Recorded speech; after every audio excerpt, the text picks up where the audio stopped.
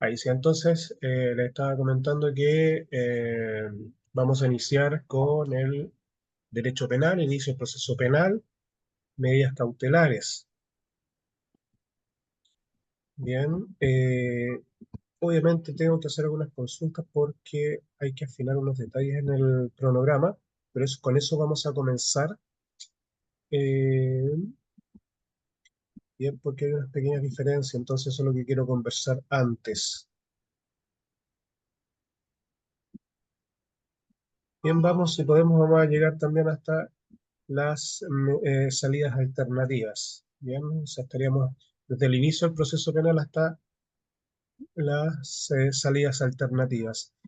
Eh, ¿Se ve la imagen? Sí, Ya, gracias. ¿Les llegó a ustedes esta PPT o no? Bueno, no, ustedes tienen el manual, así que tienen que dirigirse obviamente al manual, perdón. Y la parte de derecho penal.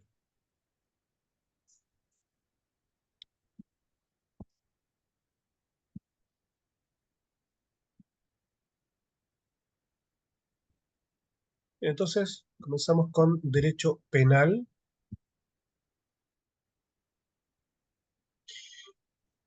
y comenzamos a ver la geografía del Código Procesal Penal.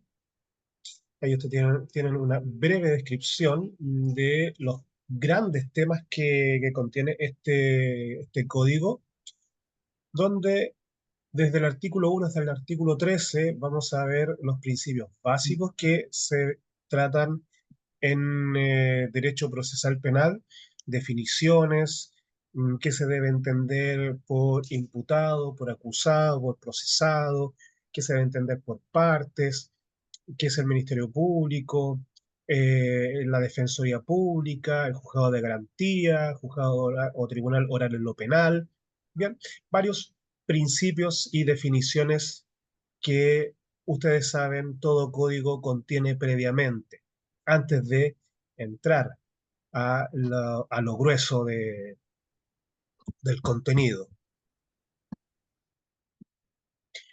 Luego viene la actividad procesal desde el artículo 14 al 52, donde evidentemente se van a tratar sobre todo lo que puede hacer previamente el Ministerio Público antes de entrar en la acción penal. Y ahí vamos a ver que puede realizar algún tipo de investigación, cómo lo debe realizar, ya que todo esto es una investigación desformalizada. Bien, por lo tanto, lo que hace en este sentido es recabar información para determinar si es dable entablar la acción penal. De ahí entonces, del artículo 53 al 68, tenemos la acción penal con la definición propia de qué es una acción penal, qué delitos están contemplados dentro de la acción penal y, en definitiva, qué también es lo que puede realizar el Ministerio Público respecto de esta acción penal. Luego del artículo 69 al 121 tenemos los sujetos procesales. Vamos a ver a víctima, imputado, procesado, acusado, ¿bien? Y todo lo que corresponde también a esta definición, cuáles son sus derechos, qué es lo que pueden hacer, qué no pueden hacer, etcétera. Luego tenemos las medidas cautelares del artículo 122 al 158 y que en definitiva son todas aquellas medidas que el tribunal puede señalar y puede determinar conforme los antecedentes que obren en el proceso, conforme también las solicitudes de las partes o de los sujetos procesales. Entre medio, evidentemente vamos a revisar algunas cosas ahí cuando veamos medidas cautelares. Después tenemos del artículo 159 al 165 las nulidades procesales, recurso de nulidad y cuando también opera las distintas nulidades. Del artículo 166 al 258 tenemos la etapa de investigación. Y en esta etapa de investigación comienza con la audiencia de formalización de la investigación,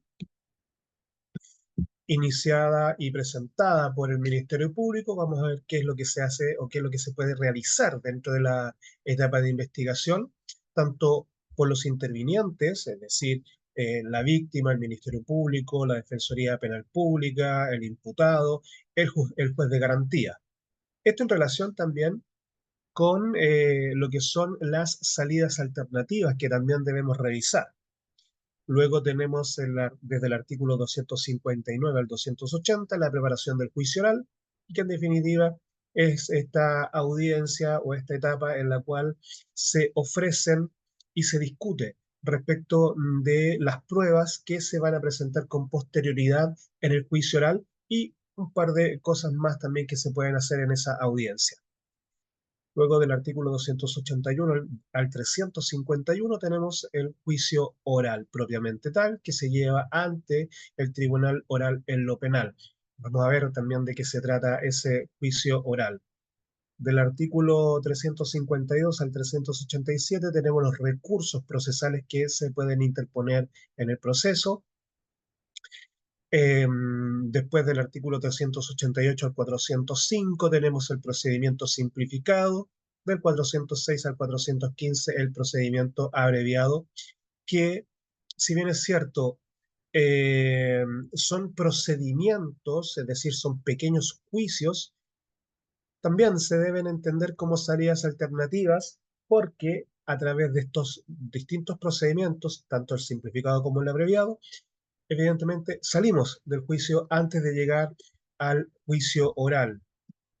Por lo tanto, es un juicio que es más corto y que se entiende y nos ayuda para no llegar al juicio oral. Vuelvo a repetir.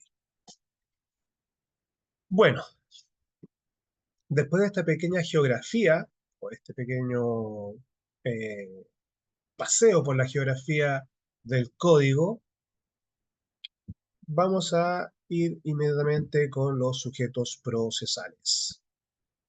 Pero antes voy al chat y Amaro. Ok, Amaro. Mm, mm, Voy a anotar inmediatamente a Amaro también. Y Lorena.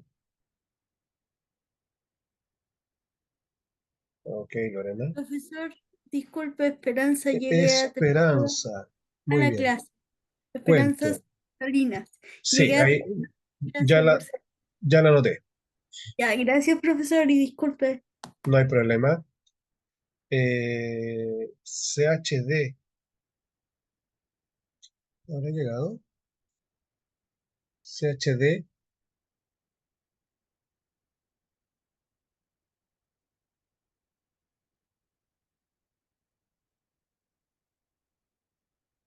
No recuerdo el nombre. ¿Cristian será?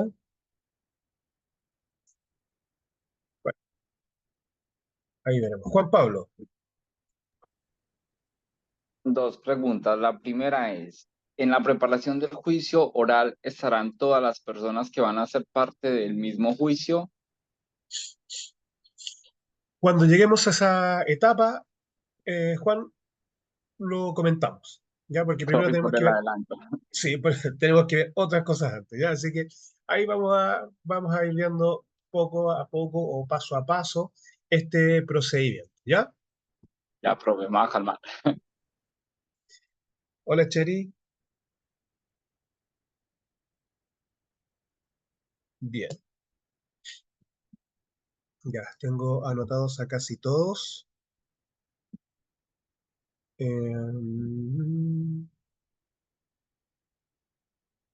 Daisy me faltaba. Hola, Daisy. Oscar también, Rebeca, ya. Hola, hola, profe, buenas noches. Disculpe, estaba sin Puede ser. luz. No se preocupe, los tengo todos anotados ya. Gracias. Están todos identificados, señor. Como decía alguien por ahí.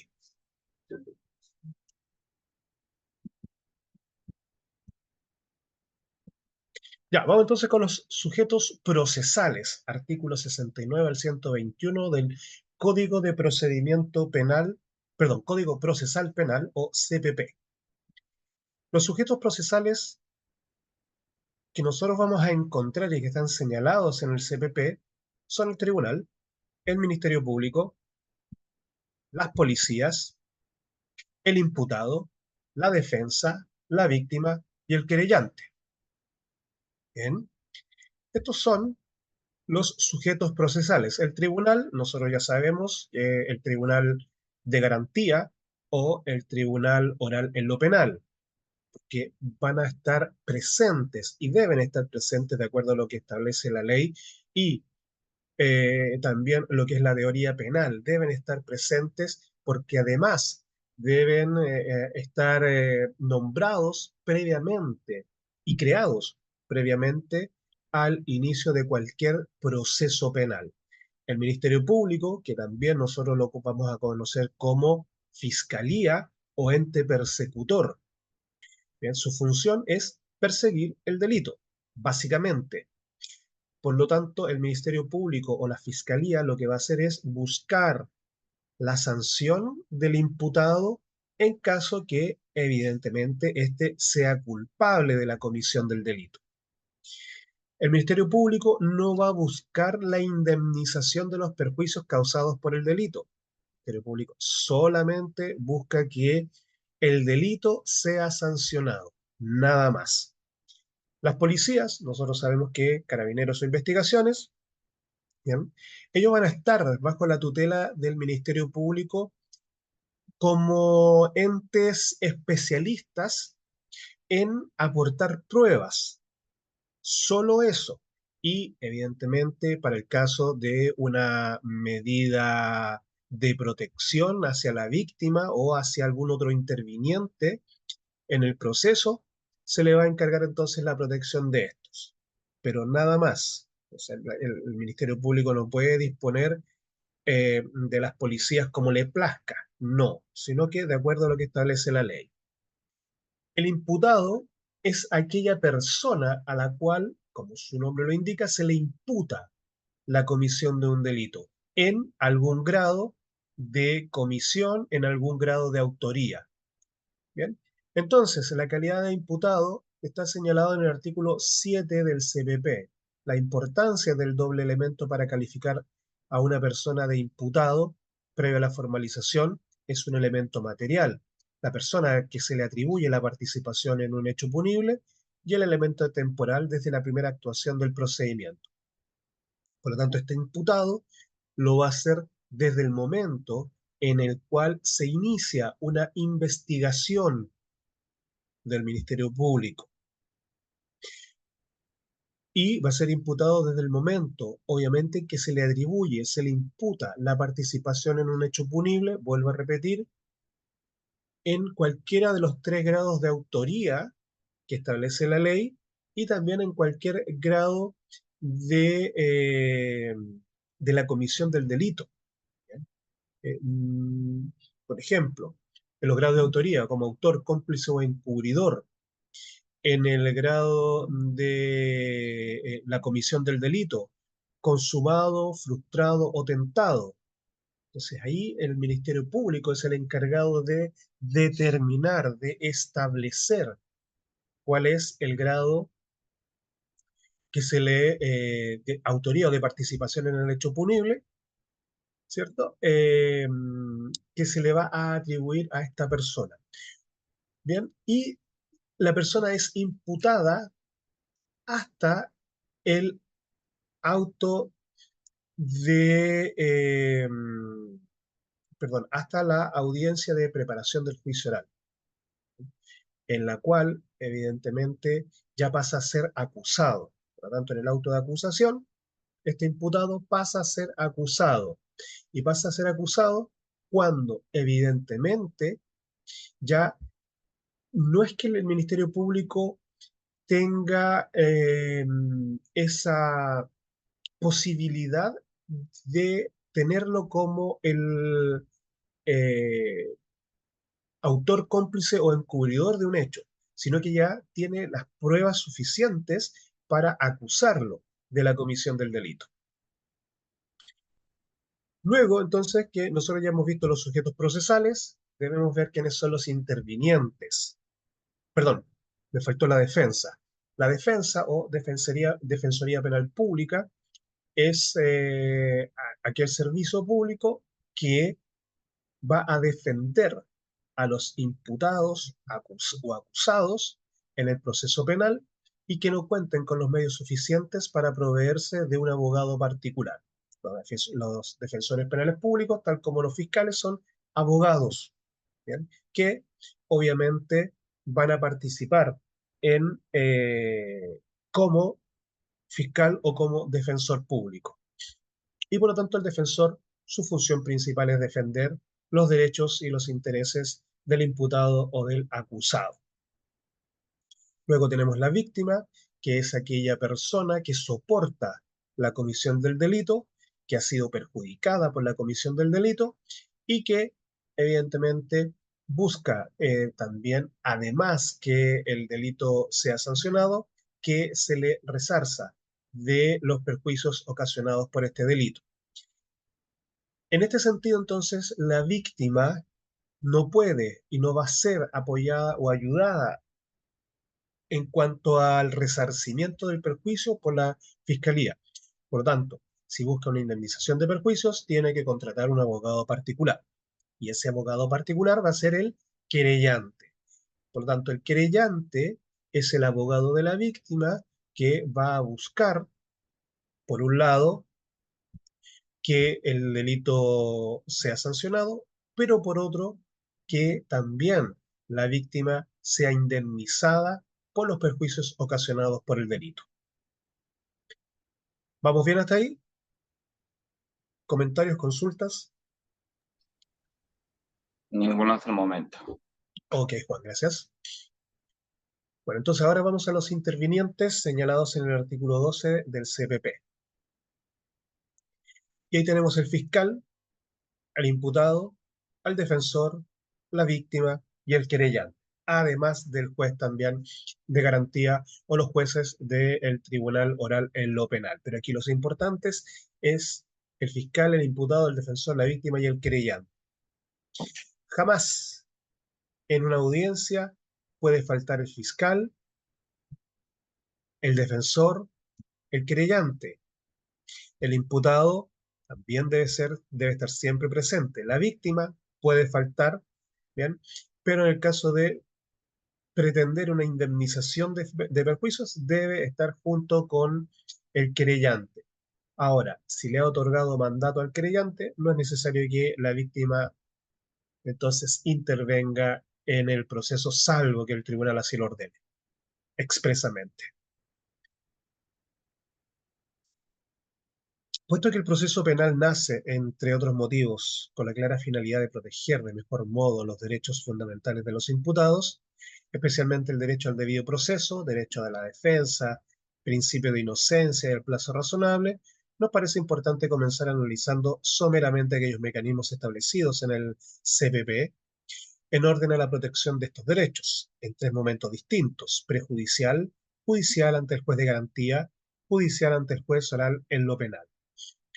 Porque a diferencia del procedimiento que existía antiguamente en nuestro país, que era el sistema del crimen, hoy día el, el sistema procesal penal es un sistema garantista. Significa que garantiza los derechos, no tan solo del imputado, sino que también de todos los intervinientes y de todos los sujetos que participan en el procedimiento penal.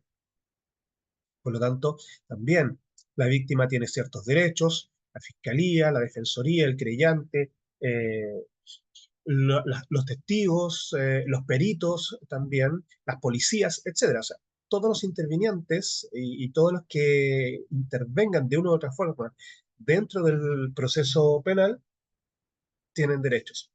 Ahora, se señala los derechos fundamentales de los imputados porque en el sistema antiguo no existía, en definitiva, una protección de los derechos de los imputados, toda vez que sabemos que También existen imputados que no han cometido un delito, pero que en alguna ocasión se le imputa la comisión de un delito a esa persona solamente para perjudicar ya sea su honra, su imagen ante la opinión pública, o simplemente como una forma de venganza de alguna persona.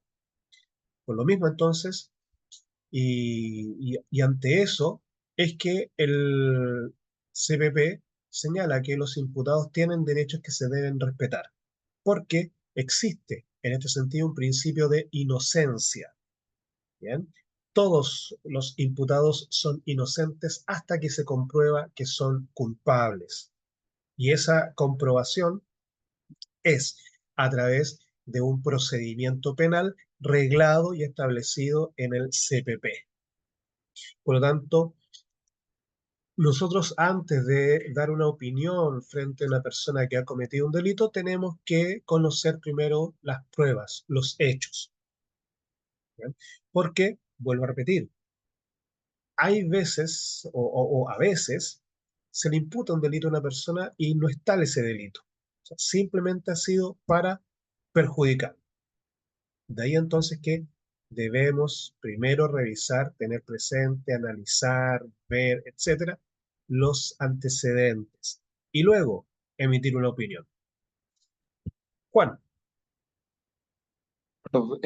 Profe, ¿quién es el magistrado o qué es el magistrado y qué rol asume, ya que no lo veo en los intervinientes del proceso penal? bueno, el magistrado o el juez, el rol que Ah, asume, y en este caso tenemos que diferenciar entre el juzgado de garantía y el tribunal o juzgado oral en lo penal. Bien, el juez de garantía, su función principal es garantizar los derechos de los intervinientes y guiar las audiencias, ya sea la audiencia de formalización, la audiencia de preparación del juicio oral, analizar las pruebas que se presenten y también eh, autorizar, en su caso, las solicitudes que presenten las partes. Por ejemplo, respecto de una salida alternativa, respecto de una medida cautelar, etcétera. Mientras que el juez o magistrado del Tribunal Oral en lo Penal lo que hace es dictar sentencia después de un análisis de las pruebas del procedimiento ante el Tribunal Oral en lo Penal, es decir, dictar sentencia absolutoria o condenatoria. ¿Bien? Eso es básicamente lo más importante de cada uno de estos tipos de jueces. quiere decir que juez o magistrado es sinónimo. Así es, Juan. Es Ya, un gracias. sinónimo.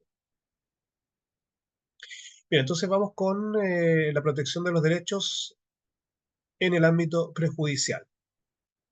El artículo 9 nos señala que debe existir autorización judicial previa en caso de que las actuaciones del procedimiento privaren, restringieren o perturbaren al imputado o a un tercero del ejercicio de los derechos que la Constitución asegura. Por lo tanto, en este caso, evidentemente, todas las partes, todos y en especial el imputado, tienen los mismos derechos que cualquier persona. Hay que recordar que un imputado, sea delincuente o no lo sea, hubiere cometido o no el delito que se le imputa, tienen derechos porque son personas. ¿Bien? Ahora, evidentemente nosotros podemos discutir acá, ¿cierto? Si es que eh, corresponde que se le respeten los derechos, sobre todo a un delincuente que ha cometido el delito, que se le respeten los derechos cuando estos no han respetado los derechos de las víctimas. Pero esa es una discusión, obviamente, que dado el tiempo del curso, no nos podemos enfrascar en ella. Bien, sería muy interesante conocer las opiniones de cada uno de ustedes, pero lamentablemente no tenemos el tiempo suficiente para eso. Solamente les comento que existe esta discusión, bien, y va a seguir existiendo la discusión, porque evidentemente, ¿qué pesa más o qué es más importante, los derechos del delincuente o de las víctimas? Sobre todo cuando tenemos estos delitos contra las personas, como por ejemplo las lesiones, las violaciones, los homicidios, etcétera. ¿Bien? Entonces, esa es una discusión que evidentemente lo podemos discutir a través del chat, no habría ningún problema. Bien, pero lo que tenemos que tener en claro es que la Constitución asegura a todas las personas ciertos derechos, los derechos que están contenidos en el artículo 19. Por lo tanto, o por tanto, esos derechos son los que también el tribunal y el juez de garantía deben respetar y deben siempre proteger, vuelvo a repetir, para todos los intervinientes, para todos los que participen dentro del proceso. Bien, y respecto del imputado, también, porque a ese imputado muchas veces se les priva, se les restringe o se perturba, sobre todo, el derecho a la libertad personal. Cuando hablamos de, en este caso, prisión preventiva, por ejemplo, la detención, pero ahí se está privando por agentes del Estado y por organismos del Estado de uno de los derechos fundamentales de cualquier persona, que es la libertad personal, es decir, este derecho de movimiento, derecho de tránsito, donde podemos movernos de un lado a otro, entrar y salir del territorio de la República, sin ninguna restricción, como lo establece la ley, como lo establece la Constitución, salvo lo que establece ciertas esas restricciones que establece la Constitución y las leyes, que son específicas de cada caso. Por tanto, la regla general es que cualquier persona que esté dentro de la República tiene este derecho de movimiento, de tránsito, de libertad. Y salvo en los casos que establece sobre todo la ley, se puede restringir este derecho. Luego el artículo 10 trata sobre la cautela de garantías, que en cualquier etapa del procedimiento en que el juez de garantía estimare que el imputado no está en condiciones de ejercer los derechos que le otorgan garantías judiciales consagradas en la Constitución, en las leyes y en los tratados internacionales. Aquí es el juez, entonces el que determina, ¿bien? Eh, si la persona se le restringe o no alguna garantía constitucional, algún derecho de esto que recién estábamos hablando. Y esto, evidentemente, de acuerdo al principio cautelar de garantías. ¿Bien? Se debe proteger, se debe cautelar los derechos de las personas y también, en este caso, del imputado. Luego tenemos esta segunda parte que es judicial ante el juez de garantía y que está consagrado en el artículo 95, el cual señala el derecho de amparo para que una persona privada de libertad sea conducida sin demora y solicite sea examinada la legalidad de su privación, así como las demás condiciones. Y esto está en relación también con lo que señala la Constitución en el artículo 21, que es el recurso de amparo. ¿Bien? En este caso, en materia penal, este recurso de amparo lo va a revisar el mismo juez de garantía. Por lo tanto, en este amparo, en este recurso de amparo, lo que el imputado va a solicitar es que se revise la medida cautelar de privación de libertad, que se le conduzca también en forma rápida y sin demora ante su presencia cuando ha sido detenido por cualquiera de las policías y se ha retardado su presentación ante el tribunal. Porque hay que recordar que, por regla general, una persona cuando es detenida cometiendo un delito flagrante, las policías tienen 12 horas, ¿bien? Y hasta 24 horas para poner a esa persona a disposición del tribunal, salvo en el caso de delitos terroristas que podría ser hasta 5 días. Pero también la persona puede solicitar al tribunal a través de un tercero, en este caso el abogado, por ejemplo, que el tribunal ordene sea llevado a su presencia para que se examine la legalidad de su privación, para que se determine si debe estar privado de libertad o también, de acuerdo a lo mismo que señala el recurso de amparo, que se le conduzca a una unidad penitenciaria, porque hay que recordar que las unidades penitenciarias autorizadas por la ley son las únicas en las cuales una persona puede estar privado de libertad. vuelvo a repetir también, salvo en el caso de delito flagrante o conductas terroristas, para estos plazos que establece la propia ley y ponerlos a disposición del tribunal correspondiente. En una Abogado, una tercera, consulta. Luis, Una consulta. Usted dice que son 12 horas máximo, 24 horas, que se ponga a disposición de la persona si hay un delito flagrante, así que esté, así que es. corrobore la información. Pero si hay una difamación, una calumnia y se pone a disposición prisión preventiva, ¿cuánto es ese tiempo? Que para la difamación en regla general no merece pena aflictiva, es decir, no merece pena privativa de libertad, por lo tanto no se va a tomar detenida la persona. Aquí, cuando nosotros hablamos de detención de una persona, básicamente es por aquellos delitos que merecen pena aflictiva, desde 3 años y un día hacia arriba, hasta la cadena perpetua. ¿Bien? Estamos hablando de homicidios, robos, violaciones, mutilaciones, lesiones graves. Ese tipo de delitos merecen pena aflictiva y por lo tanto la persona va a ser detenida, ¿cierto? Y va a ser privada de libertad. ¿Ya? Pero en, el demás, en los demás casos, como por ejemplo una falta, salvo el tema del hurto, pero una falta o un simple delito como una injuria, una calumnia, una falsificación, una estafa, las personas no van a ser detenidas porque el delito no contempla la privación de libertad. Ya, pero, o sea, entonces cuando calumnia, por ejemplo, de violación, si no están las pruebas, no se puede detener a la persona por ningún motivo. Es que ahí usted está mezclando dos delitos. Uno es la calumnia y el otro es la violación. ¿Ya? Entonces, yo no puedo calumniar de violación porque eso lo va a determinar el tribunal. Ahora, lo que yo puedo hacer es denunciar una violación. ¿Ya? Para que esa denuncia sea investigada y por lo tanto con posterioridad el tribunal determine si efectivamente existió o no existió violación.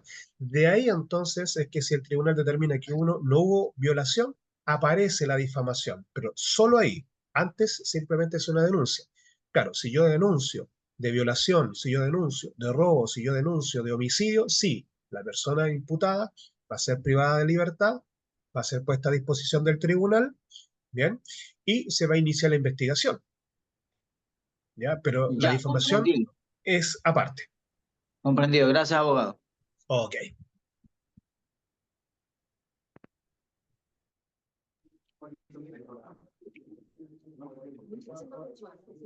Oscar, Profe, yo tenía una consulta para la que usted dijo adelante cuando decía del tema amplio que podíamos tener para rato. Ese es ajá, cuando el imputado, porque a él le pone a un abogado el Estado, claro, ¿ya? Y la víctima tiene que buscarse un abogado particular. solo en el caso que quiera pedir indemnización de perjuicios, porque en definitiva es el Ministerio Público el que va a ¿Ya? perseguir el delito, ¿ya? En Claro, nombre tanto de la víctima como de la... Perdón. esa era la duda que me había quedado la otra vez cuando usted pasó en la clase, porque si él va a pedir algo por perjuicio, ahí él tiene que arrendar un abogado él particular, porque no lo pone el Estado como Así se lo es, pone al al imputado.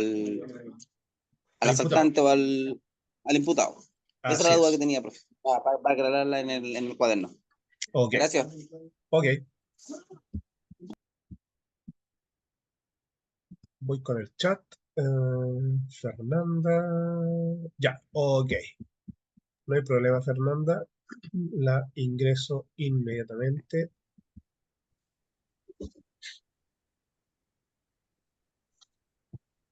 Maricel, Profe, ¿cómo está? bien, ¿y usted? Aquí estoy, bien. Con un temporal, pero vamos bien, vamos bien. Bien, me parece.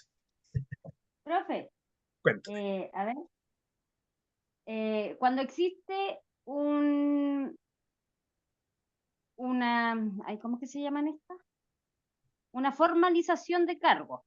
Ujú, Obviamente se formaliza al, al imputado, se puede decir, sí, sí, y la víctima, en este caso, el abogado, el fiscal, ¿cierto? De la claro, víctima. Sí, Claro, y el defensor público es el abogado del victimario o el del, imputado. del imputado, sí, Hasta que se termine el proceso, la cosa es así. así es.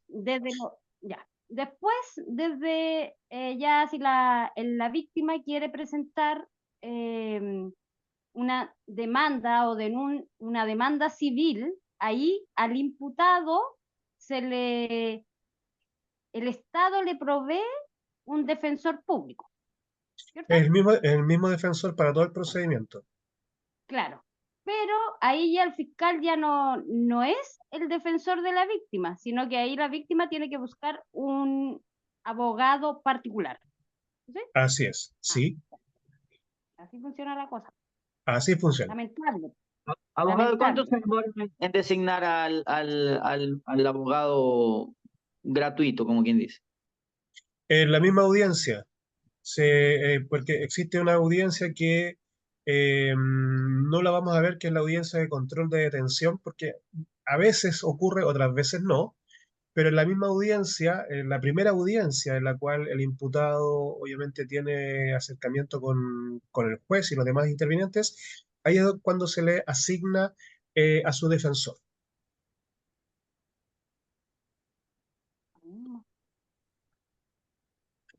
Juan, Ok, Profe, gracias. no sé qué tanta relación tenga esto con lo del compañero Luis, pero se supone que la prisión preventiva es para estos días de investigación, ¿cierto? Y así si es, queda, y si la investigación queda en lo que dijo el compañero, en calumnia, entonces ahí ese tiempo es donde entraría que las respectivas indemnizaciones por perjuicio, ¿cierto? así es, Ya, efectivamente. gracias. Voy con el chat. Julia, si tiene causa lo debe patrocinar un abogado, pero todos tienen derecho a un abogado que lo otorga por derecho, conveniendo que no todos tienen Un delincuente, Efectivamente, Julia, sobre todo para el imputado, si no tiene los medios para proveerse de un abogado que lo defienda, un abogado particular, el Estado le provee el defensor penal público. Bien, el fiscal, por regla general, siempre va a estar para defender o perseguir más bien el delito que se cometió contra la víctima, porque el fiscal defiende a la sociedad toda, ¿bien? Y dentro de la sociedad está la víctima. Pero si la víctima tiene también los medios suficientes para proveerse de un abogado y presentar querella directamente, también lo puede hacer. ¿Bien? Este defensor público o el otorgar un abogado gratuito para el imputado es el mismo principio que se tiene para otorgar un abogado gratuito, por ejemplo, en materia de familia, cuando alguna de las partes o ambas, ¿cierto?, no tiene los medios suficientes para proveerse de ello, o en materia laboral también, cuando la persona no tiene los medios para proveerse de un abogado laboral, también existen abogados laborales que el Estado otorga a los trabajadores en este caso para que los defiendan, ¿ya? O, por ejemplo, también es el mismo principio que se otorga en las cortes cuando las personas no tienen los medios suficientes y estamos hablando del procurador del número, ¿ya? Es el mismo principio, o sea, si usted no tiene los medios suficientes para proveerse un abogado, entonces el Estado le provee uno. Pero en estas materias, en las demás, siempre va a tener que buscar un abogado, o sea, cuando vamos a policía local, eh, ante los tribunales aduaneros, ante los tribunales ambientales, ante el tribunal calificador de elecciones, ante el tribunal de impuestos internos, etcétera. O sea, todo eso, esos tribunales especiales no tienen este principio y por lo tanto ahí sí tienen que proveerse directamente un abogado. Bien, eso también para redondear la idea del abogado defensor en materia procesal penal. Luego tenemos la etapa judicial ante el juez oral en lo penal, estas tres etapas que estábamos viendo, y está contemplados en los artículos 159, 276 y 373 del CPP. El artículo 159 señala o establece o trata sobre las nulidades procesales en cuanto se presume que existen perjuicios para invalidar las actuaciones en caso de que se impida el pleno ejercicio de las garantías y los derechos reconocidos por la Constitución y en otras leyes. ¿Bien? Por lo tanto, si no se reconocen los derechos de los intervinientes, si se conculcan o se privan o se impide el ejercicio de los derechos, entonces se puede solicitar también por cualquiera de las partes la nulidad correspondiente del hecho o de los hechos que ocasionan estas privaciones a los derechos.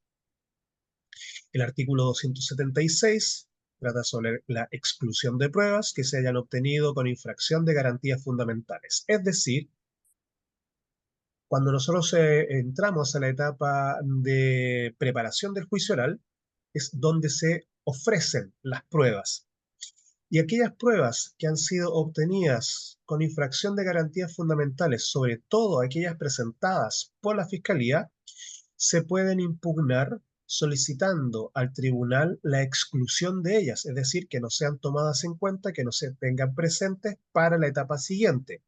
Evidentemente, se debe señalar por qué y se debe demostrar o probar esta infracción o la obtención de estas pruebas con infracción de garantías fundamentales. Juan.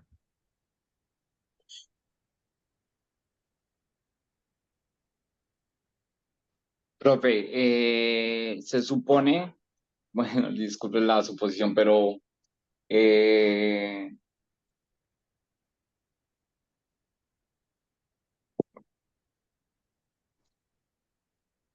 ¿Qué se supone?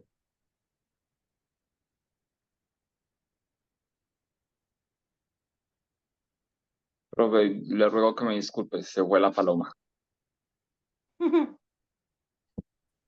Ok. Voy entonces con el chat por mientras que regresa. Un compañero preguntó sobre, a la hora de designar al abogado, sobre un porcentaje de vulnerabilidad, como quien dice. Eso sí puede contestar abogado. Esperen un momento, estoy en el chat. A lo mejor es por lo mismo. Julia, ¿existe la Corporación de Asistencia Judicial? Sí, la Corporación de Asistencia Judicial o la CAJ es el organismo público que otorga, que entrega a las partes, a las personas en las áreas de familia, laboral, civil, ¿bien? Asesoría gratuita y abogados, bueno, que en realidad son los postulantes al título de abogado, con un abogado, ¿cierto? Un abogado tutor, los que entregan esta asesoría jurídica y defensa jurídica a las personas. Pero en materia penal, la CAJ no, hoy día no tiene ninguna participación, sino que tenemos la Defensoría Penal Pública, ¿ya? Julia, por si tienen una causa y no tienen para pagar y reciben una notificación de causa ya en proceso y deben ir a audiencia. La corporación otorga un abogado sobre todo si tienen el 40% de vulnerabilidad. Claro, este 40% es de, evidentemente, la vulnerabilidad señalada o que se puede verificar en el RSH, es decir, en el Registro Social de Hogares, ¿ya? Sobre todo las personas que tienen menos de 40, pero la propia caja es la que determina cuál es el porcentaje mínimo y máximo, bueno, máximo que deben tener las personas en este Registro Social de Hogares para poder acceder a la asesoría gratuita. Porque también, si sobrepasan ese porcentaje, se entiende que tienen los medios suficientes y por lo tanto tampoco la CAJ los va a ayudar, los va a apoyar, los va a asesorar. ¿Ya? Pero vuelvo a repetir, en materia penal no ocurre esto de la CAJ, o la CAJ no sirve, sino que hay que ir a la Defensoría Penal Pública, que en definitiva también tiene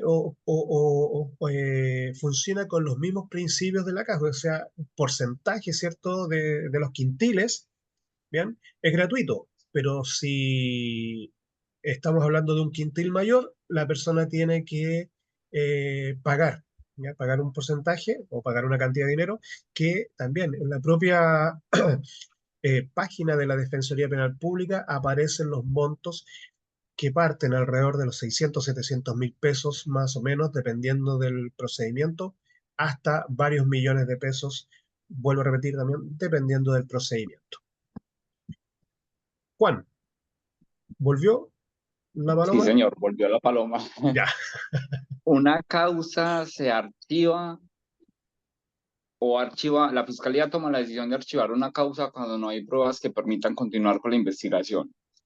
Pero la misma fiscalía pide diligencias a la PDI, la BOCAR, policía, X institución, ¿cierto? Entonces, Ujú. ¿dónde queda el resultado de estas diligencias si se supone que eso pertenece a las pruebas que permitan continuar con la investigación? No sé. Bueno, hay veces en que estas pruebas, esta investigación se demora bastante tiempo y en algunas ocasiones no arrojan ningún resultado. Por lo tanto, al no tener esas pruebas necesarias, evidentemente no se puede continuar con la investigación. ¿Ya?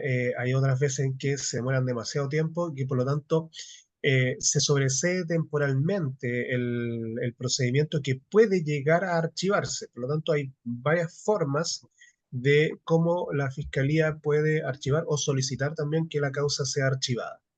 ¿Ya? Pero en Y este caso, si la, sí, perdón. y si la víctima no fue reparada, no fue indemnizada, qué sé yo, porque lamentablemente no hay pruebas que permitan continuar con la investigación, pero es evidente que hubo un delito. En ese caso, la fiscalía, ¿qué haría? Bueno, en ese caso, primero la víctima puede solicitar a la fiscalía que continúe con la investigación, puede solicitar al tribunal también que continúe con la investigación, puede aportar pruebas para continuar con la investigación. Por lo tanto, también la víctima aquí tiene una participación o puede tener una participación activa. No solamente denunciar y esperar que la fiscalía realice todo, la víctima también puede aportar pruebas. Ya, gracias. Ok, bueno, voy con el chat. Ah, ya.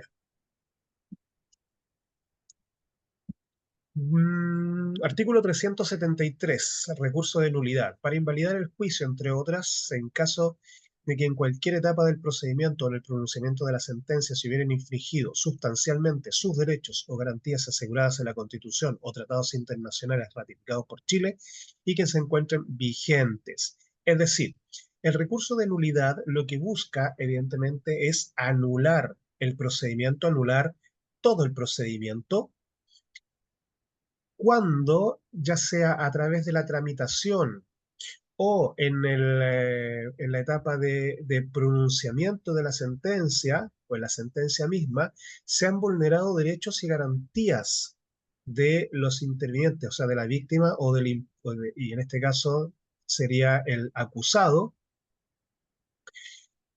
Bien. Y esas garantías, evidentemente, han sido aseguradas por la Constitución o se encuentran dentro de los tratados internacionales ratificados por Chile que se encuentran vigentes. Por lo tanto, en este sentido, cuando se quiera interponer este recurso de nulidad, el abogado tiene que estudiar la sentencia, también tiene que irse preparando en su caso este recurso de nulidad. ¿Cómo voy preparando este recurso de nulidad? Por ejemplo, se dictó prisión preventiva, presentamos el recurso, ¿cierto? Correspondiente, solicitando la libertad de la persona porque se están afectando sus derechos, etcétera, etcétera. Bien, se solicitó alguna diligencia y el tribunal no la otorgó, también se debe presentar entonces el recurso correspondiente, aduciendo a los derechos que están contenidos en la Constitución o en los tratados internacionales. Ahí vamos preparando entonces este posible recurso de nulidad para invalidar la sentencia, para invalidar en definitiva todo el procedimiento. Bien, Ujú. ya. Que se pasó rápido la hora. Son las 8:05 ya. Ya, vamos a un recreo. 8:15 nos encontramos nuevamente. ¿Les parece? Perfecto, gracias. Nos vemos. Gracias, profe.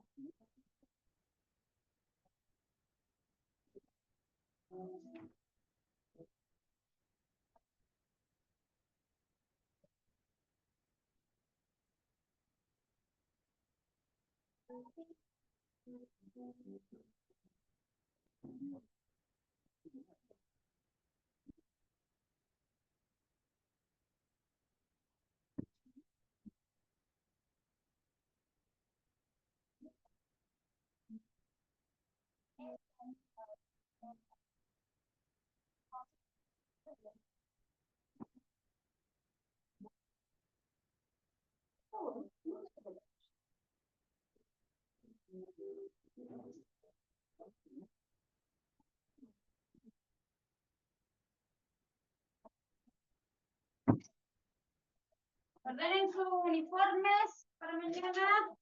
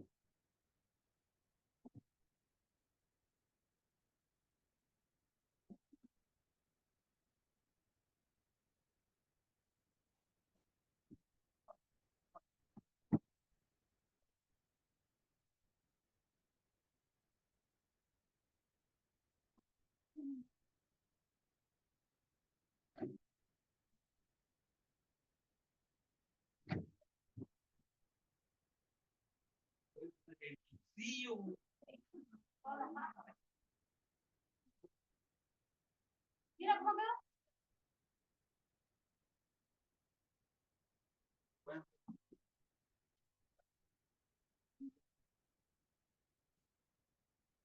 Mira. Bueno, nomás. Después, ¿cómo lo pasáis allá? Pero los palos me quedan muy largos.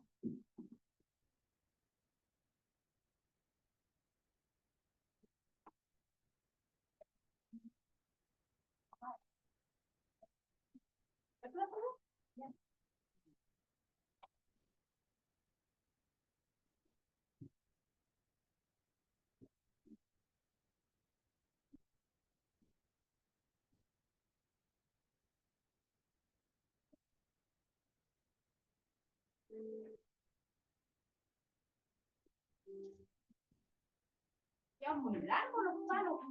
Mira.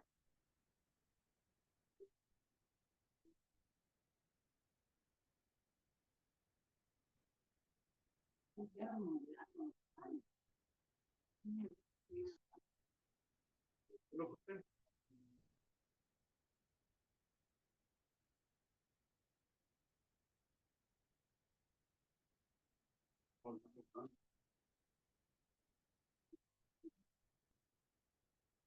Este lo desarmé.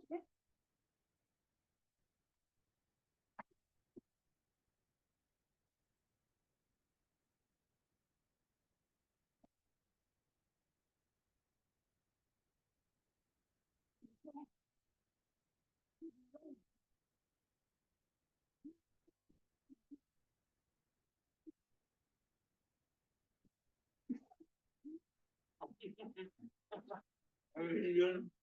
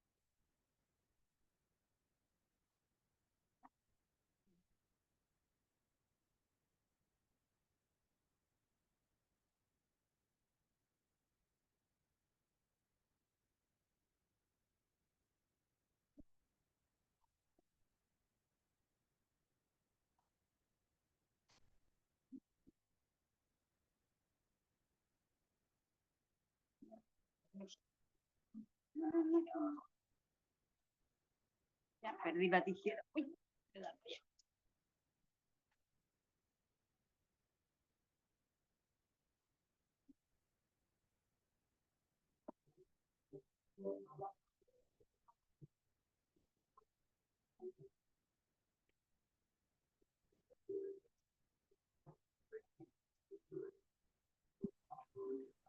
Volvemos.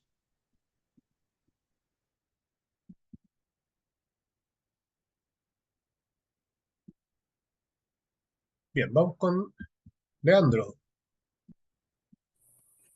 Profesor, Sí, quería consultarle que en caso de una persona no tener los medios suficientes para poder costear un abogado, ujú. también está la posibilidad de autopresentarse uno mismo, ¿no es cierto? ¿O eso queda a criterio del juez exclusivamente? Perdón, ¿está la posibilidad de qué? De representarse a uno mismo, digo, en el caso de que No, uno cree en la inocencia. no. En el caso de Chile, esa posibilidad no existe. Solo para los abogados que han sido imputados por la comisión de un delito. Solo ellos pueden representarse, está esa posibilidad. ¿Ya? Ahora, evidentemente, el abogado siempre va a solicitar, ¿cierto? Que igual que lo represente otro abogado, un abogado, ¿cierto? Conocido de su confianza, pero solamente es esa la posibilidad, no existe como en otros países la posibilidad de que el imputado se represente solo, no, no existe acá esa, vuelvo a repetir, posibilidad. Por un En la- principio, del debido proceso, ¿ya? Porque acá también, si una parte tiene abogado, la otra también debe tener abogado por esta doble bilateralidad del proceso. claro, tenía esa duda porque en Argentina existe la chance. O sea, Ya, ah, no, acá no. hubieron casos. Ok, gracias. Ok. Bien, inicio del proceso penal. Tal como aparece en la imagen, bien, tenemos que el proceso penal puede iniciarse por denuncia ante las policías, por querella presentada por la víctima ante el juez de garantía, de oficio por el Ministerio Público y también puede darse por la autodenuncia. Una persona también puede denunciarse de haber cometido un delito. Bien, el Ministerio Público, bien, puede conocer de la comisión de un delito a través de una denuncia también y entonces iniciará la investigación.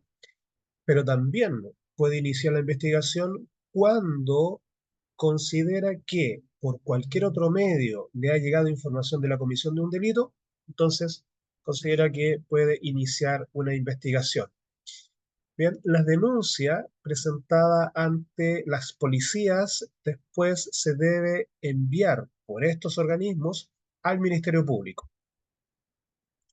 Cuando la víctima presenta una querella ante el Tribunal de Garantía, luego el juez de garantía ordenará administrativamente que, que los antecedentes también sean remitidos a la Fiscalía para su conocimiento. Ahora, el juez de garantía básicamente va a estar presente, va a dirigir las audiencias de investigación y la audiencia de preparación del juicio oral. Además, en el caso también de detenidos por delito flagrante, conocerá de la audiencia de de control de detención. Mientras que la audiencia del juicio oral solo se realiza ante el tribunal oral en lo penal. Bien, en la etapa de la investigación, o en realidad, perdón, en todo el procedimiento, siempre deben estar presentes, como ya lo había comentado, Ministerio Público y Defensoría Penal Pública. Las policías solo tendrán participación en la etapa de investigación, en la formalización de la investigación. ¿Bien? Luego de terminada esa etapa, las policías dejan de participar en el procedimiento. Bien. Después, ¿qué tienen acá? Bien, audiencia. Bueno, en la etapa de investigación también, esta se puede cerrar, ya sea a través de cierre de la investigación y acusación formal que debe realizar el Ministerio Público, o también por el sobreseimiento de la causa. Ahora, la etapa intermedia o esta etapa de preparación del juicio oral se inicia con el auto acusatorio, donde evidentemente se presentarán las pruebas, ¿bien? O se ofrecerán las pruebas, se analizarán estas pruebas y en definitiva el tribunal va a determinar qué pruebas pasan a la siguiente etapa, siempre que no se termine previamente el juicio a través del procedimiento abreviado o el procedimiento simplificado o cualquiera de las otras salidas alternativas que establece la ley. Si no llegamos a eso, entonces se cierra esa etapa, ¿bien? Y se dicta por el tribunal el auto de apertura del juicio oral. Con ese auto de apertura del juicio oral, entonces pasamos a la siguiente etapa, que es el juicio oral ante el tribunal oral en lo penal. La etapa oral en lo penal, o la etapa oral, comienza con este auto de apertura de juicio oral que debe ser leído por el presidente del tribunal. El tribunal del juicio oral es un tribunal colegiado compuesto por 3 jueces. El tribunal de garantía solamente por audiencia o por sala está compuesto por un juez. En ambos casos, el juzgado de garantía o el tribunal oral en lo penal son tribunales colegiados, ¿bien? Porque su composición contempla varios jueces, pero en audiencia, juzgado de garantía es unipersonal, un solo juez. Tribunal oral en lo penal sigue siendo colegiado porque la audiencia es presenciada y dirigida también por 3 jueces. ¿Bien? En el juicio oral, la única forma, como ya lo señalé anteriormente, de terminar el procedimiento es a través de una sentencia absolutoria o condenatoria.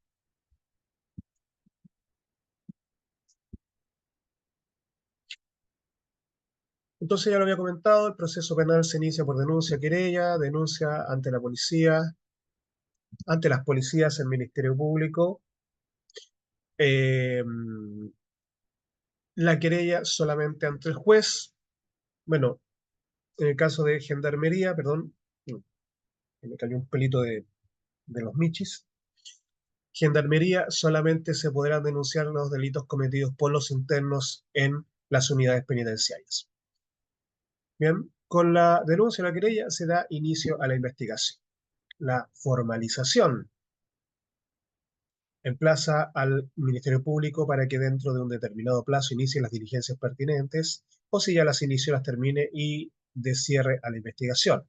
Si hay hechos constitutivos de delito, formule la respectiva acusación. Si la hay, da lugar a la audiencia de preparación del juicio oral y luego un eventual juicio oral para obtener la sentencia que ponga fin al asunto. Así todo lo que les he comentado. El inicio del proceso penal, entonces, será de oficio, por denuncia, y en aquellos casos que se trate de delitos que sean perseguibles de oficio, es decir, delitos de acción penal pública, mientras que en los delitos de acción penal privada el procedimiento penal va a iniciarse por denuncia o querella y solamente realizado por la víctima del delito.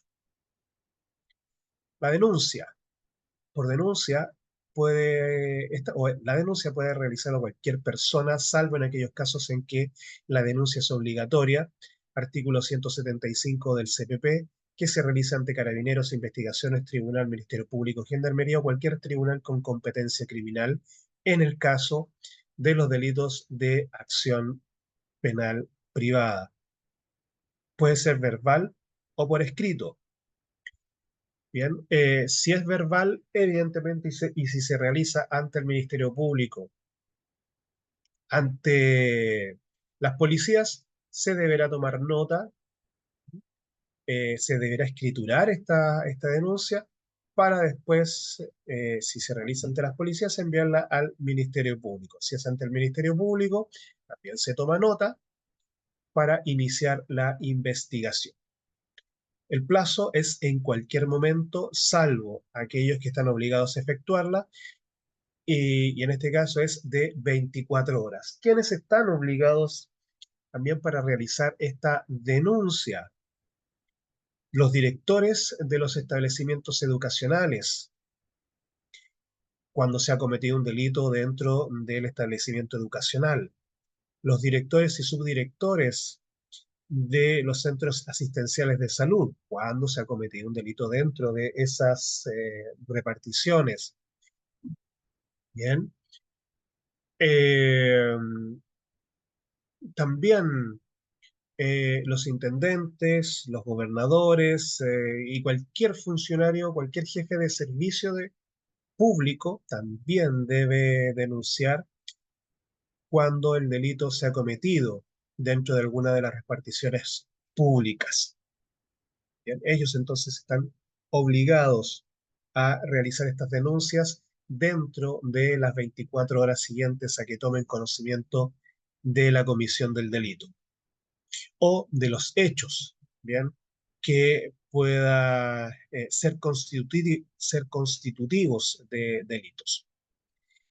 La querella, bueno, antes de seguir, la denuncia es aquella en que se hace conocedora a la autoridad competente, Carabineros, Investigaciones, Fiscalía, de un hecho o hechos que puedan constituir un delito, para que se inicie la investigación y se resuelva en última instancia por el tribunal si efectivamente se ha cometido o no un delito y si se ha cometido, sea sancionado.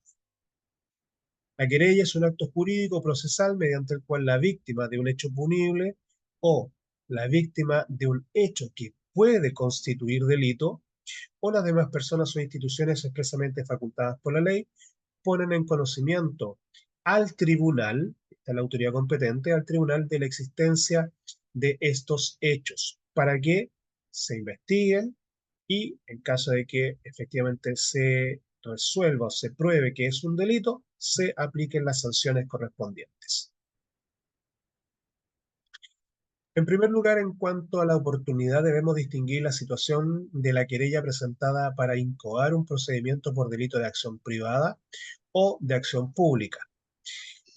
En la primera hipótesis, la oportunidad para interponer una querella criminal está dada por el plazo de la prescripción de la acción penal, dependiendo exclusivamente de la voluntad de la víctima, y el plazo máximo es hasta antes del cierre de la investigación, si ésta se encontrare formalizada. Los plazos de prescripción que establece la ley para la comisión o por los delitos son los siguientes. Tome nota por si acaso. Para las faltas, 6 meses, es decir, las faltas, la acción penal de las faltas prescribe en 6 meses.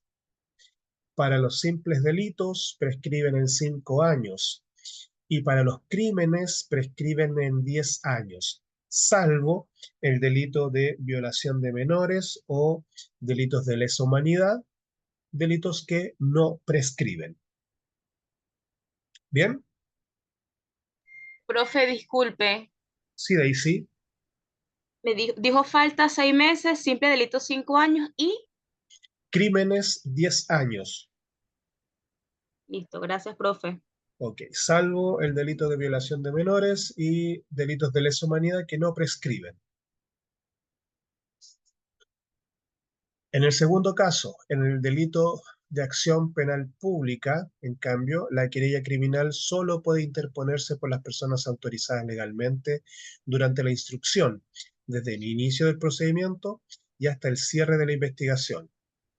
De inmediato, debemos advertir que el cierre de la investigación constituye una situación administrativa del Ministerio Público que depende de la voluntad del fiscal a cargo. En los delitos de acción penal pública, como es un delito que afecta a toda la sociedad, homicidio, por ejemplo, solo entonces se puede cerrar esa investigación la fiscalía en determinados casos y también el propio tribunal, nadie más. ¿Bien? La formalización, artículo 229 del CPP.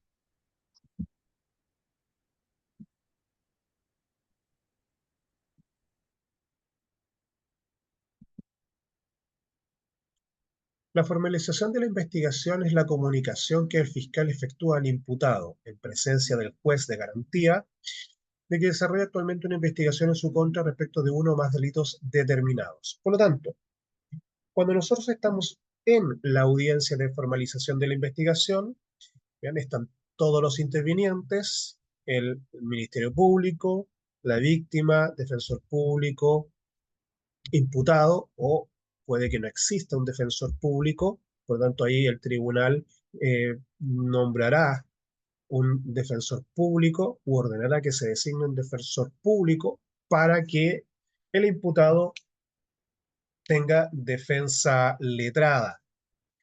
En este caso, entonces, se da una nueva fecha para la audiencia de formalización de la investigación. Entonces, estando todos los intervinientes, el Ministerio Público lo que hace es, frente al tribunal, señalarle al imputado que primero se está realizando una investigación en su contra por X delito, es decir, por algún delito que se le esté incoando, y en este caso entonces le señala que se le atribuye ese delito en calidad de autor, cómplice o encubridor, en grado de participación de consumado, frustrado o tentado. Y se solicita además, por una parte, la sanción que establece el delito y además el Ministerio Público solicita que se establezca un plazo para la investigación. Bien, plazo que dependiendo del delito el tribunal va a conceder en 60, 120, 180 días y que puede ser ampliado cuando llegue este plazo y no se tienen todas las pruebas, puede ser ampliado hasta por 2 años. ¿Cuáles son los efectos de la formalización? Produce el efecto de suspender de pleno derecho el curso de prescripción de la acción penal, es decir, se paraliza todo el tiempo computado para los efectos de la prescripción. Por lo tanto, una vez que se inicia la investigación, la formalización de la investigación, se pierde todo ese periodo de prescripción. Desde la formalización comienza a correr el plazo legal de 2 años para el cierre de la investigación, que ya les había comentado, y el Ministerio Público pierde la facultad de archivar provisionalmente el procedimiento, conforme lo indica el artículo 167 del CPP. Porque en este caso, el Ministerio Público, cuando está investigando, pero desformalizadamente, puede archivar el procedimiento provisionalmente, puede desistir de seguir conociendo, ¿bien? Porque faltan pruebas, porque no hay mérito, puede desestimar también la denuncia porque no corresponde a la comisión de un delito, etc. Esto queda a facultad del Ministerio Público, pero en este caso la víctima puede insistir solicitando que se investigue o presentando querella también. Las medidas cautelares que están contempladas en el artículo 122 y 158 del CPP pueden ser personales o reales. Las personales siempre van a ser sobre la persona del imputado y van a limitar su libertad personal, mientras que las medidas cautelares reales siempre caen sobre los bienes del imputado. Y aquí, por ejemplo, existe una limitación para disponer de los bienes de este imputado. ¿Bien?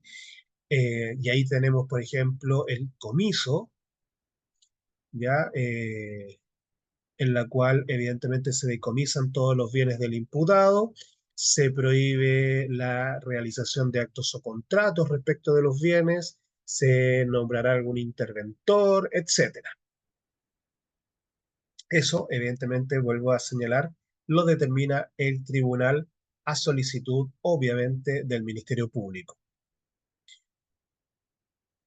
Bien, y por ejemplo, dentro de las medidas cautelares personales tenemos la citación, la detención, cautelares personales, prisión preventiva. La citación es aquella en que se llama al imputado en una fecha y hora determinada a declarar ya sea ante el tribunal o ante el Ministerio Público. La detención se produce cuando el imputado no ha concurrido a la citación por más de 2 veces. Por lo tanto, ahí se ordena a las policías que detengan a esa persona. Cautelares personales, como por ejemplo la prohibición de salir del país o de la región o de algún lugar. Bien. Firma, también semanal, quincenal, mensual. Prisión preventiva, evidentemente, es aquella en que se priva de la libertad a la persona, ya sea en un recinto penitenciario o en el propio domicilio del imputado.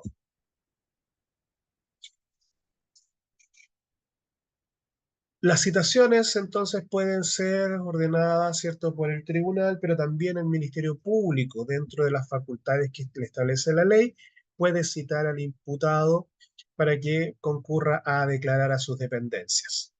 Por lo tanto, tenemos la citación del Ministerio Público, que se hará a través de correo o a través de carta certificada o también a través del teléfono, etc. Tenemos la citación del tribunal respecto de los imputados o de terceros también, como por ejemplo testigos, peritos, para que concurran a prestar declaración al tribunal. ¿Quiénes pueden ser citados? Cualquier persona. Entonces, cualquier persona puede ser citada a declarar ante el tribunal sin necesidad de autorización judicial previa. El Ministerio Público puede llamar, no sé, Maricel, venga a declarar el día 15 de agosto a las 9 de la mañana a la fiscalía correspondiente. Fiscalía, no sé, de Las Condes, de Providencia, Fiscalía de Santiago, Fiscalía de Maipú, etc. ¿Bien? Así le va a indicar el Ministerio Público. Maricel.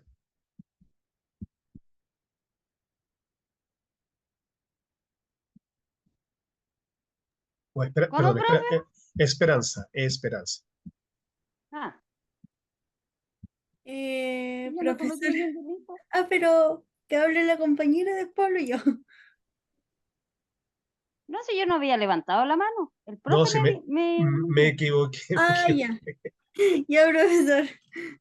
Profe, Lo que pasa es que cuando yo estuve en la fiscalía, Ujú, siempre escuchaba que citaban por teléfono, por correo, y también vi formatos de denuncia seguro.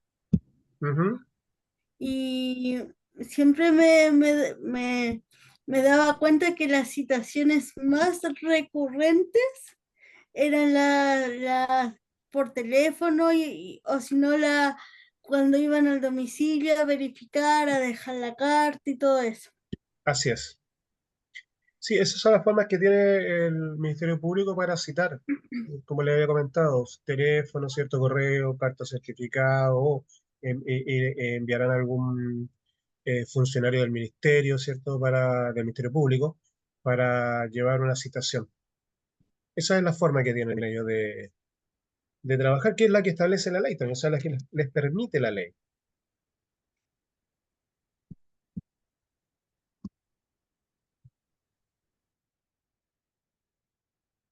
Bien, entonces cualquier persona puede ser citada sin necesidad de autorización previa. Ahora, los testigos están obligados a comparecer a la presencia del tribunal y declarar también, ¿ya? El imputado está obligado a comparecer ante el fiscal sin perjuicio de su derecho a guardar silencio, aunque no puede negarse a proporcionar al Ministerio Público su completa identidad. Y aquí también hay algo importante, conforme también lo establece el CPP.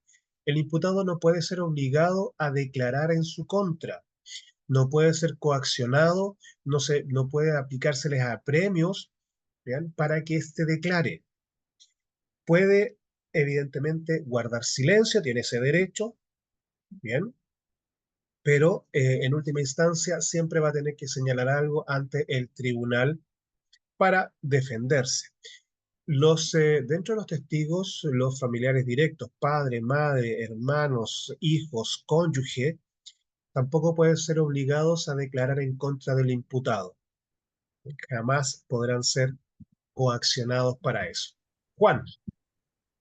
Los testigos se pueden acoger al derecho de guardar silencio. No. Ellos tienen que declarar, están obligados, salvo lo que acabo de señalar, que los familiares directos del imputado no pueden ser obligados a declarar en su contra. Ellos sí pueden declarar, pero jamás ser obligados a declarar en contra del imputado. Si ellos lo hacen voluntariamente, no hay problema. Obligatoriamente, no se puede. Gracias. Bien, presencia del defensor. El imputado tiene derecho de ser acompañado por su defensor a declarar ante el fiscal, pero el defensor no puede sustituir al imputado en su declaración. La presencia del defensor no es un requisito de validez para la declaración del imputado, pues la ley no exige expresamente la presencia de aquel.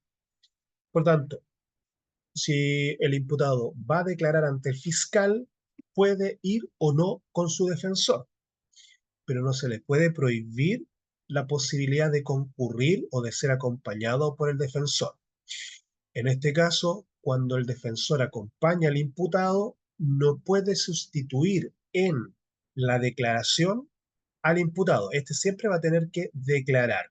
Lo puede acompañar para proteger los derechos del imputado, eso sí, pero no puede declarar por él. Si el citado no comparece, y aquí tenemos que distinguir entre testigos e imputados, si el testigo no comparece sin justificación alguna, puede imponerse a su respecto arresto hasta la realización de la actuación por un máximo de 24 horas y aplicarle también una multa. Puede también imponérseles el pago de las costas que provocó su inexistencia. Si se niega sin justificación alguna a declarar, puede ser sancionado por el delito de desacato. Por lo tanto, tal como lo había consultado Juan, el testigo debe declarar, siempre. ¿Bien? Ahora, el imputado, si no comparece sin justificación alguna ante la Fiscalía, el Ministerio Público puede solicitar al tribunal la conducción compulsiva, es decir, detención, a su presencia a través de una orden de arresto, no siendo exigible una orden de detención. ¿Bien? Y esto porque es ante el Ministerio Público, por lo tanto, no se comete ningún delito, de ahí entonces que sea orden de arresto. ¿Bien?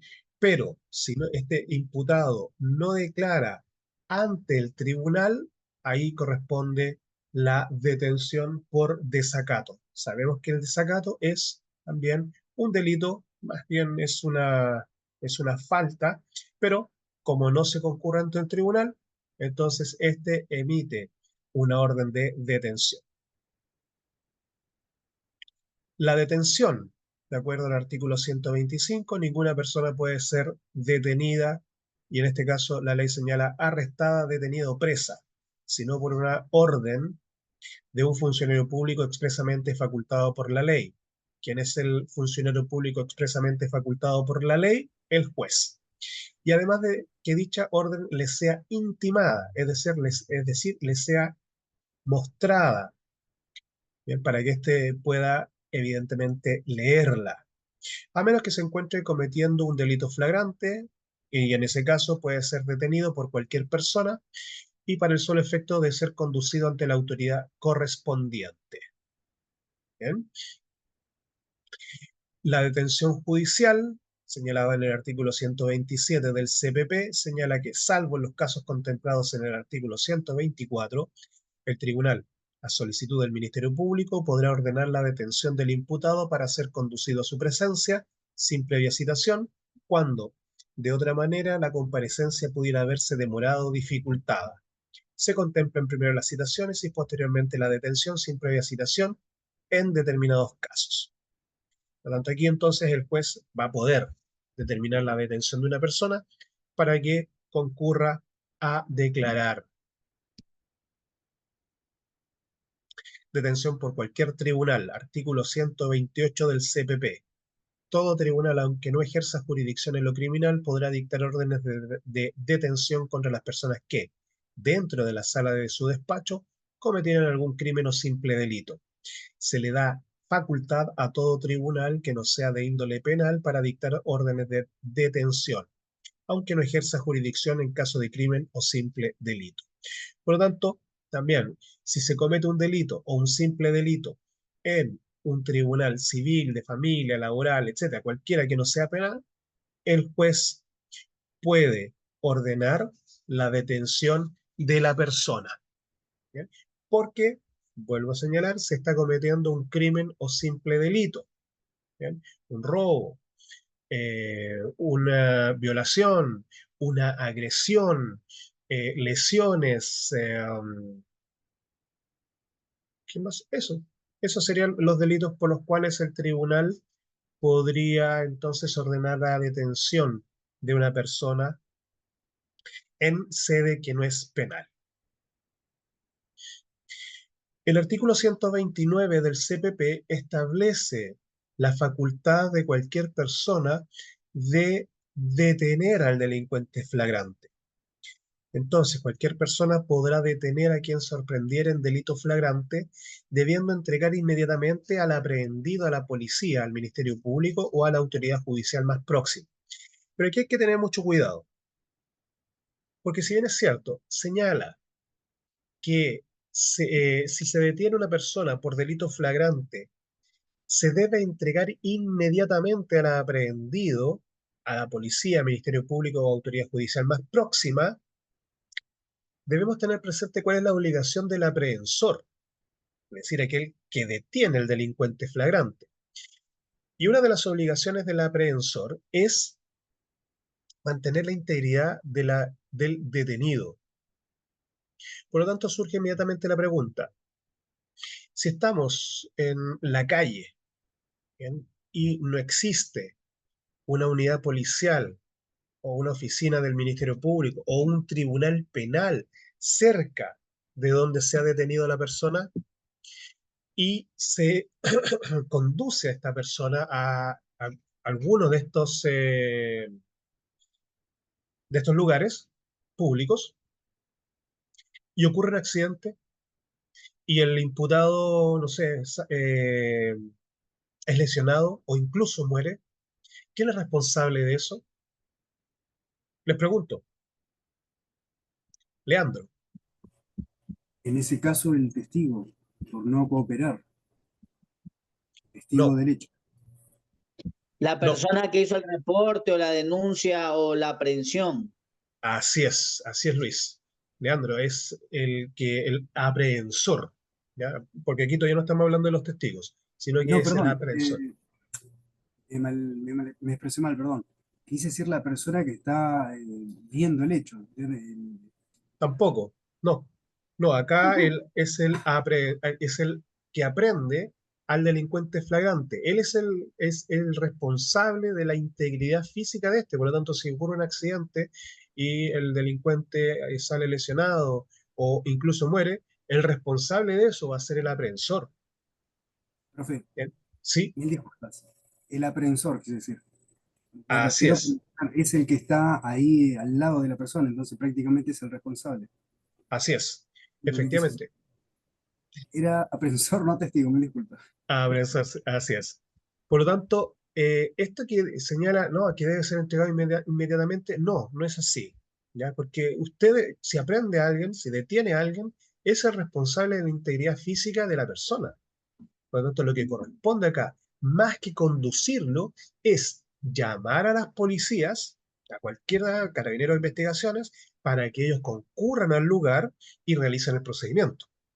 Pero mientras ocurre eso, evidentemente hay que mantener detenida a la persona y evitar que éste se pueda dañar, como ocurre siempre, por ejemplo, en los supermercados o en el retail, que los delincuentes se comienzan a golpear, etcétera, porque los dejan en la OSI, ¿cierto? La Oficina de Seguridad Interna, esa es la OSI, pero sin custodio. Por lo tanto, si tenemos una persona detenida, debe estar custodiada para evitar que se autolesione o que se lesione más que nada, que se lesione, porque también, vuelvo a reiterar, el aprehensor es el responsable de la integridad física del aprehendido. Bien, por lo tanto, en este caso, este que debe ser conducido inmediatamente, debemos entenderlo como llamemos a carabineros, llamemos a investigaciones y se los entregamos a ellos. Maricel. ¿De verdad? Igual, por ejemplo, ahora pasa que existe este tema de la paz ciudadana o comuna segura. En diferentes partes hay otros nombres. Ellos, la obligación de ellos llega a retener a una persona, ya sea que lo encontró robando, existe una situación en la vía pública. Ellos es retener, pero a ellos también le cabe la responsabilidad de cuidar a la persona, así como usted dice, a que no se lesione, entregarlo íntegro a carabineros, en el caso de que sea carabinero o sea la PDI. Así es. Y después tienen que llevarlo enterito hasta el magistrado o el juez. Así es. Pero aquí hay algo también que hay que tomar en cuenta y para complementar también lo que señala Maricel. ¿Bien? Si bien es cierto, la ley en algún momento dice retener, pero primero trata o señala de la detención, ¿ya? Porque para retener primero debemos detener. Bien, si nos vamos al significado de cada uno de estas palabras, para retener, que significa evitar que un cuerpo, ¿cierto?, retome el movimiento, primero tenemos que detenerlo, ¿ya? Y por lo tanto, la detención es parar el movimiento de un cuerpo.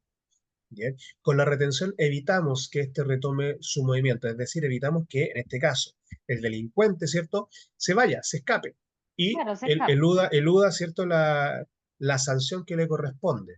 ¿Ya? Esto se los comento porque este es un tema bastante debatido también en seguridad privada. ¿Bien? Porque por lo general a los guardias, a los vigilantes, a los conserjes, se les señala solamente en la retención, que les dice, no, ustedes solo pueden retener. Pero vuelvo a repetir, y se los comento porque también le hago clase a los guardias, al personal de seguridad, entonces yo les pregunto, bueno, pero para retener, que es evitar que un cuerpo retome su macho, que el delincuente, ¿cierto?, se pueda escapar, ¿qué es lo primero que deben hacer? Primero siempre va a ir la detención, después va la retención para el solo hecho de evitar que se escapen, ¿cierto? Y de entregarlo a las policías. ¿Ya? Eso también para complementar, porque este artículo se analiza, junto con el artículo 130 del CPP, se analiza en seguridad privada. Porque Profe, este es sumamente importante en esa área. Maricel. claro, es que me viene la idea, o sea, no la idea, que fue un hecho, que unos vecinos detuvieron a un delincuente, lo amarraron, le sacaron la mugre y, claro, cuando llegó Carabinero ya había que llevarlo al hospital y el hombre muere.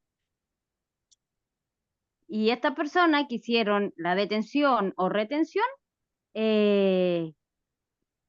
quedaron en la cárcel. Sí, De hecho, hay un vecino que quedó pagando condena. Cuasi delito de homicidio. A lo Claro, menos. Sí, Claro, evidentemente, sí, por evidentemente. eso hay, claro, por eso como también existe o se puede hacer la detención ciudadana que le llaman, Ujú. hay que tener mucho cuidado en eso, porque una cosa es detener o retener y otra cosa es tomar justicia por las manos, porque al Así final es, se va a morir el delincuente o vas a golpear al delincuente y van a terminar o uno muerto o los dos en la misma celda.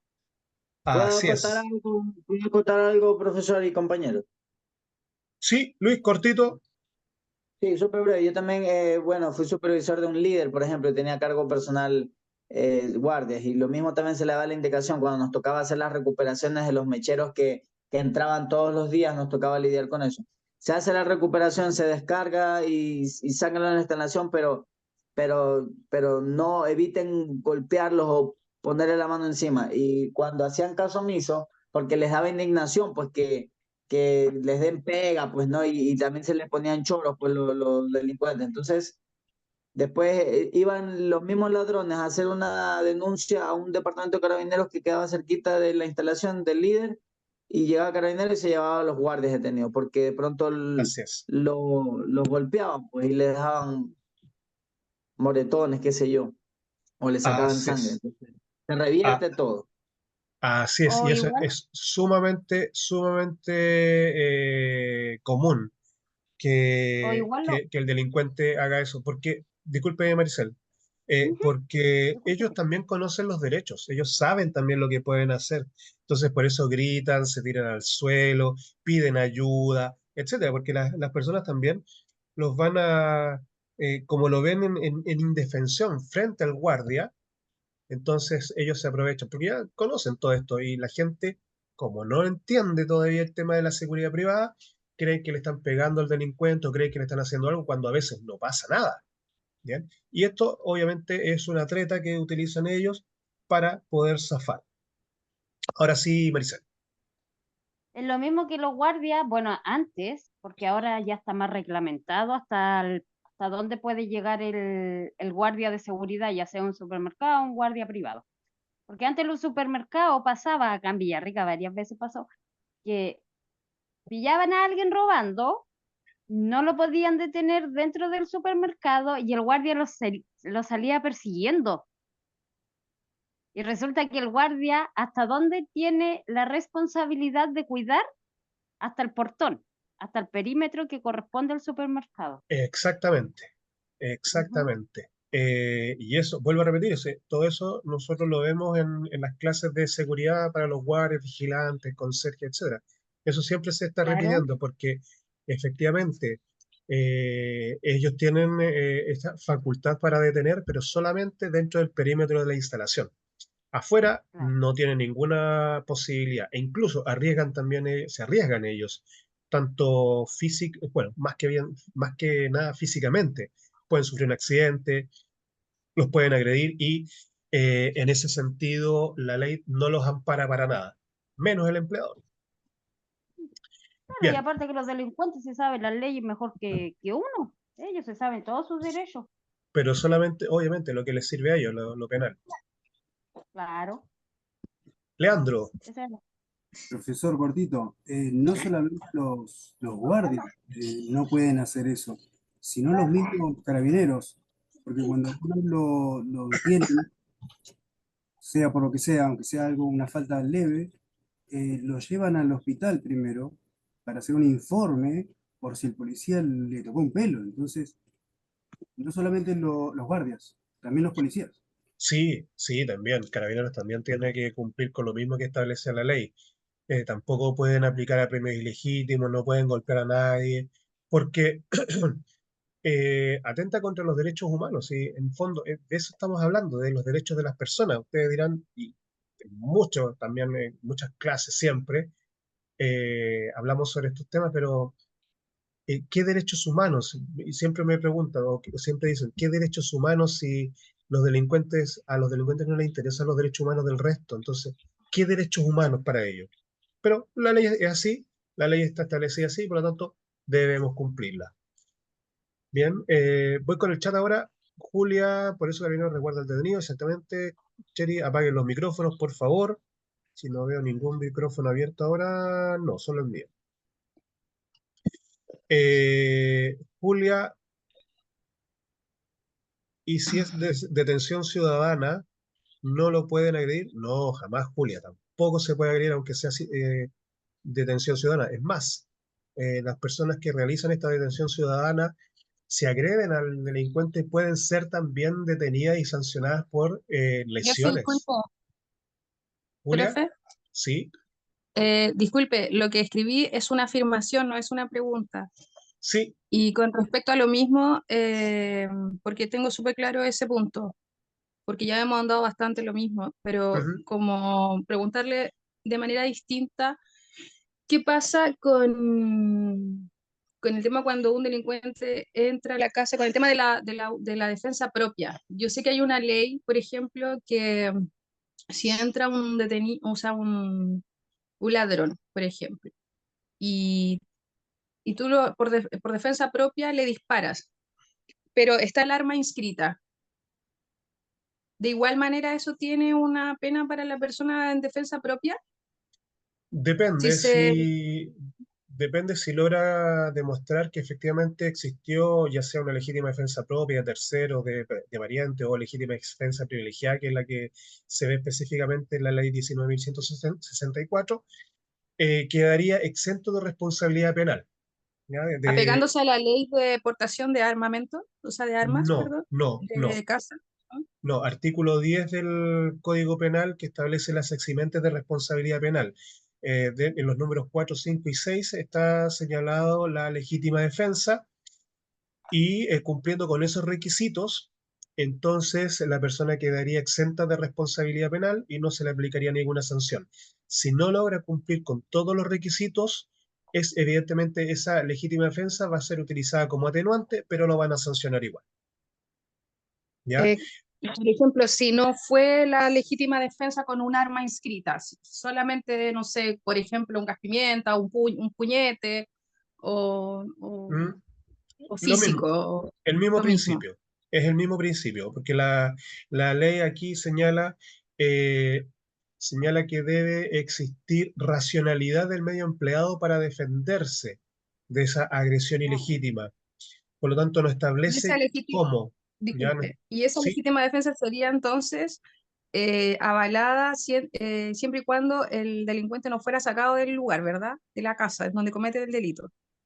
efectivamente, tiene que ser dentro del domicilio porque en la vía pública ya no existe legítima defensa, salvo el caso que, por ejemplo, yo esté alegando legítima defensa propia de parientes o de terceros, cuando la comisión del delito es en la vía pública y evito o trato de evitar que se siga cometiendo el delito.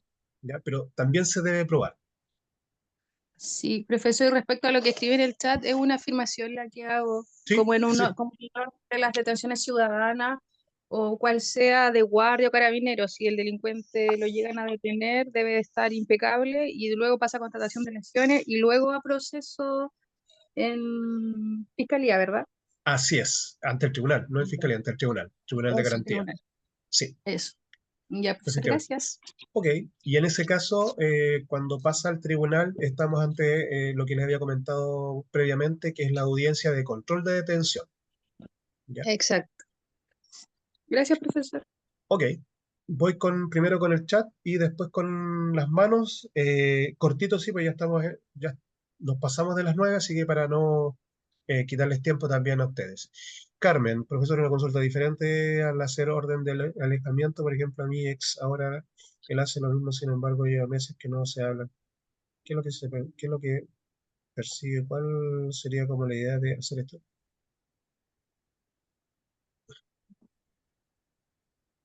A lo mejor es al haber orden de alejamiento.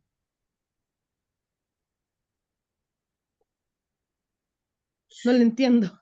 No, tampoco, No, Carmen. no, mira, es que en cierta parte yo hice orden de alejamiento. Ujú, Ya, hice 2 veces el mismo tema. ya. Y resulta que estábamos bien con eso. Llevamos meses sin hablar, ¿no? Y ahora él hace lo mismo. Pide una orden de Entonces, no sé, alejamiento.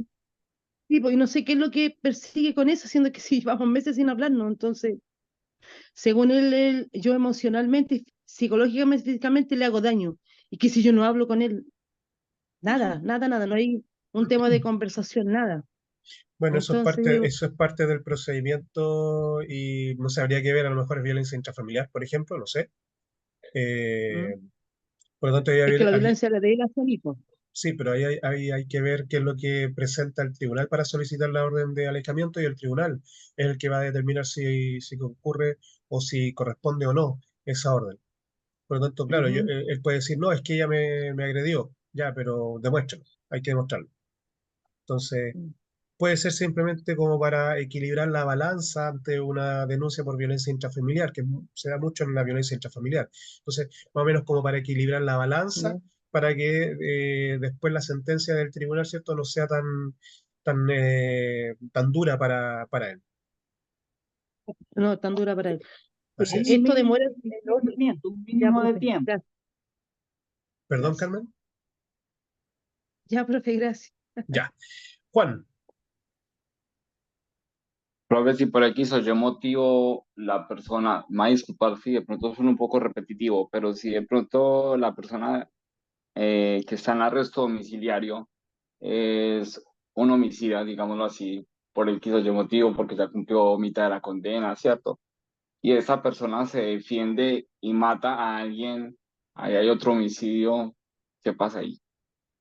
bueno, si él se defiende y alega la legítima defensa, es eso, legítima defensa, no porque él fue condenado por un delito, ¿cierto? E inmediatamente se le va a condenar por el otro hecho. Debe existir una investigación igual. Aún, vuelvo a repetir, aun cuando él esté condenado por la comisión de algún delito, se deben investigar aparte. Por lo tanto, en ese caso, y reitero, si él se defendió y hubo legítima defensa y se comprueba, no le va a pasar nada. Independiente si es homicidio, que es el mismo delito. Es que independiente porque las circunstancias son distintas. Ya, gracias. Ok. Abogado, una consulta.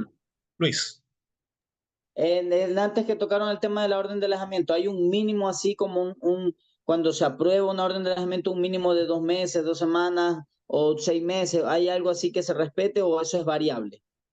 va a depender del tribunal, el tribunal es el que determina. Puede ser de 60 días hasta 180 días. Vale, gracias. Ok. Ya, última, Maricel, para ir terminando, para no quitarles más tiempo también. Profe, es que me hago parte de la compañera que preguntó por la legítima defensa. Usted en alguna Ajá, parte dijo que tenía que haber proporción. así Por es. ejemplo, lo que yo entiendo es que si el delincuente entra a mi casa, entra con un arma, y si yo tengo un arma, sería como legítima defensa. Si el delincuente me ataca con un cuchillo y yo lo hiero, cosa que soy muy cobarde, yo no lo haría, eh, lo hiero o lo mato con un cuchillo, también sería legítima defensa, ¿cierto? Así es, O, sí. o si el delincuente entra con un palo y yo lo hiero con un cuchillo, eso ya no sería proporcional, ¿cierto? Sigue siendo proporcional. Ah, ya. Porque aquí podríamos hablar de mm, dos, tres grupos de armas, ¿ya? Y el Ya. arma cortopunzante y el contundente están más o menos en la misma categoría, a diferencia del arma de Ah, fuego y otras armas. Por lo tanto, ahí hay que diferenciar. Pero en el caso de la legítima defensa privilegiada, que ustedes estaban hablando cuando ingresan al domicilio, esa legítima defensa privilegiada, ¿ya? ujú, Aquí la ley señala que no importa el daño que se le ocasiona al agresor. Es decir, yo si veo que una persona está ingresando a mi domicilio con arma o sin arma, yo le puedo disparar igual porque no sé cómo viene, sobre todo si es de ajá, noche. ¿Ya? Esas son ya, las diferencias que se hace respecto solo de la legítima defensa privilegiada, de ninguna otra más. ¿Ya? ajá. Ya, profe. Eso era. Muchas gracias. Que Ya, descanse. listo. ¿El próximo Eh, lunes tenemos prueba? sí, Ah, ya. sí, debería Tenemos ser así. materia nueva, entonces tenemos PDF para imprimir. Así es, Perfecto. así es. Gracias, profe. Que Ok, descanse. Nos vemos. es igual, listo. No Chao, chao. sé, entonces estaríamos dando ya por terminada la reunión, pero ya son las 9:10 para no seguir quitando más tiempo.